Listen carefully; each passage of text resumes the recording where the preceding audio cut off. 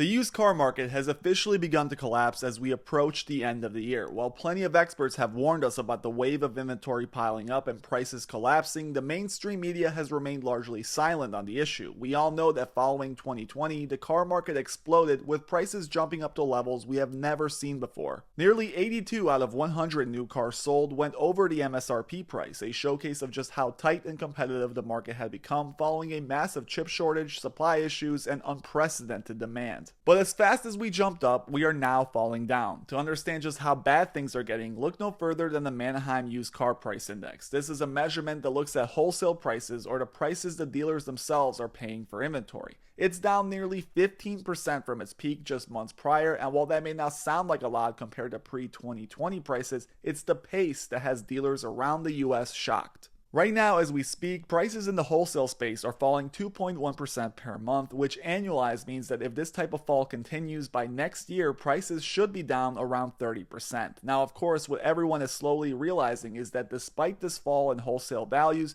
retail values have remained steady, with some car prices even going up. This is an extremely frustrating situation for many looking to buy. Knowing what we know about free markets, you would think that if input prices or the prices dealers are paying are significantly lower than before, this would ultimately translate into lower retail prices as well. But that's simply not what we're seeing out there. In fact, many speculate that dealers will start to charge even more for cars as the rest of the year continues. This is due to the dealer delusion effect. I'll call it a theory, but it's more of an observation explained by YouTube's largest car market expert, Lopez. From his perspective, the situation that is happening right now is creating desperate dealers who would rather wait for an uptick than lose money by cutting inventory for losses. After all, it's not a loss until you sell. You can take a listen to him explain it here from a video he did earlier this month. What he explains is a hypothetical based on real prices for a Mazda 3 selling in the Las Vegas area using actual numbers from a dealership perspective. But before I show you the clip, please take a second to hit that like and subscribe button if you're enjoying the video thus far.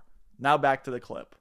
So the reason why dealers are not lowering their prices is because $4,000 seems like a lot, but I'm going to show you why it's not. So here is our beautiful 2021 Mazda 3. Now, this thing has a wholesale blue book of $28,000, but has a retail book of $32,000. So $32,000 is the price I would pay as a consumer, and $28,000 is the price you would bid on at an auction. Correct. Okay.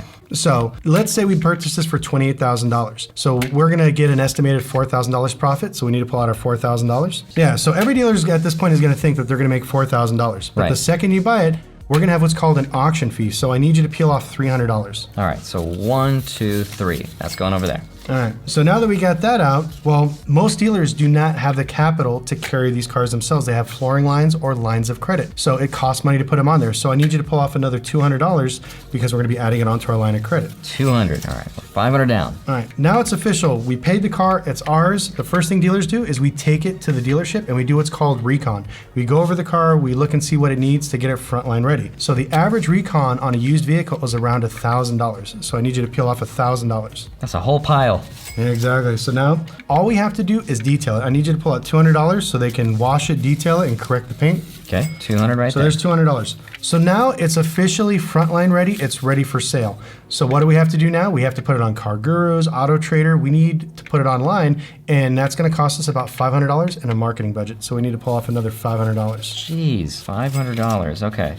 So we are left with, I don't know, 1,800? Yeah, not that much. So now it's ready to go. It's up for sale. It's been about 2 weeks since we bought it, and we get our first cash offer. The gentleman is offering us $31,000. We're asking $32,000, but he's offering $31,000. So let's take $1,000 out of there. And what is our profit today if we sell it for $31,000? All right, so that's $1,000. If we sell it, it'd be $1, 2, 3, 4, 5, 6, 7, $800. Yeah, but it doesn't make sense because they wanted to make $4,000. So now we have to reject this offer because that's not enough money. So let's go ahead and put that $1,000 back into the pile. Okay. So what dealers are doing now is they can't take this big loss. So instead of lowering the price, they're actually raising the price. So a lot of consumers are complaining that the prices are going up instead of down. And as you can see from this demonstration, the carrying costs and everything else is what's bringing the price up. So our car went from $32,000, now it has a retail of $33,000. $3,000. Every month this goes on, and it snowballs out of control, and the dealers cannot afford to lower the price because they have so much money invested into it. Now, of course, dealer delusion will eventually end. It was brought on by 2 years of bad habits formed during arguably the most euphoric market ever. Now that the reality is starting to turn, all we are going to need is one big player to begin to domino, and soon enough we will see large retail price cuts. And we may actually be in luck. Of course, we don't seriously wish bankruptcy on anyone. It's ultimately going to lead to job loss and lives changed, especially for those outside of the top management. But here is one of the largest dealers in the United States, Carvana, and this is their stock price. Carvana stock has been one of the worst performers of the year. It went from a company ready to change the entire dealership space to a company fighting to avoid bankruptcy. If for some ungodly reason you had decided to invest $10,000 into Carvana on August 13th, 2021, just a bit more than 1 year ago, today you would have